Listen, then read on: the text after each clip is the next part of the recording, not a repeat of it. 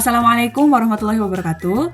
Hari ini kita akan mempelajari Matematika kelas 11, materi transformasi bagian refleksi. Nah, apa itu refleksi? Secara sederhana, refleksi dalam matematika adalah pencerminan. Jadi bayangin, kamu sedang berdiri di depan cermin datar. Bayangan kamu akan muncul dengan jarak yang sama ke cermin. Tapi posisinya terbalik. Keadaannya tangan kanan kamu itu jadi tangan kiri bayangan. Nah, sifat refleksi itu dibagi menjadi 3. Yang pertama, setiap titik dan bayangannya mempunyai jarak yang sama terhadap garis pencerminannya. Nah, kalian bisa lihat di gambar, yang garis warna merah ini adalah garis pencerminannya. Sedangkan di sisi kiri itu adalah bangun segitiga ABC, sedangkan di sisi kanan itu adalah bayangan segitiga A aksen, B aksen, C aksen. Ya.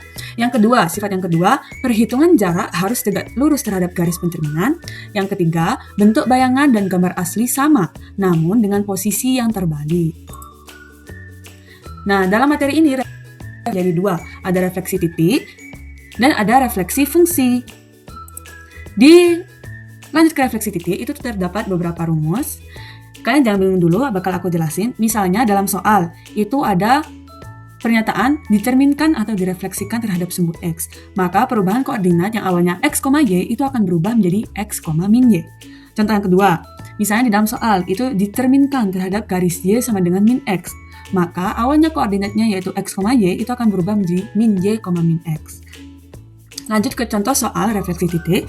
Tentukan bayangan titik P 5,-3 jika direfleksikan terhadap garis Y sama dengan 2. Nah, lihat rumus cepatnya. Refleksi terhadap garis Y sama dengan K itu adalah koordinat yang awalnya X, Y itu akan berubah menjadi X, 2K min Y.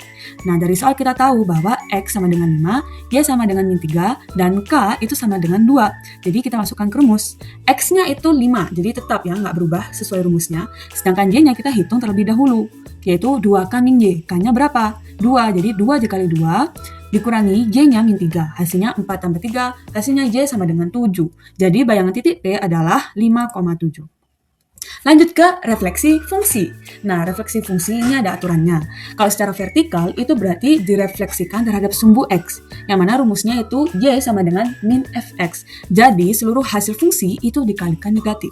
Sedangkan kalau secara horizontal, itu berarti merefleksikan terhadap sumbu Y. Jadi, rumusnya itu Y sama dengan F min X. Jadi, hanya variabel X di dalam fungsi yang diganti menjadi min X.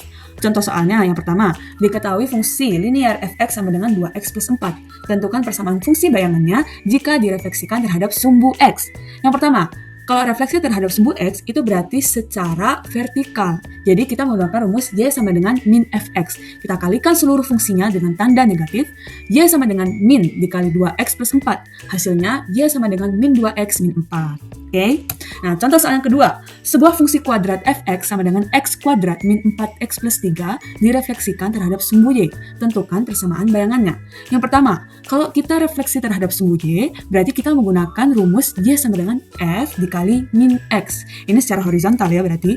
Nah, kita ganti variabel x-nya pada fungsi itu menjadi min x. Y sama dengan dalam kurung min x kuadrat min 4 dikali dalam kurung min x plus 3. Min x kali min x hasilnya adalah x kuadrat, min 4 dikali min x itu plus 4x dan 3-nya tetap. Jadi hasil akhirnya y sama dengan x kuadrat plus 4x plus 3.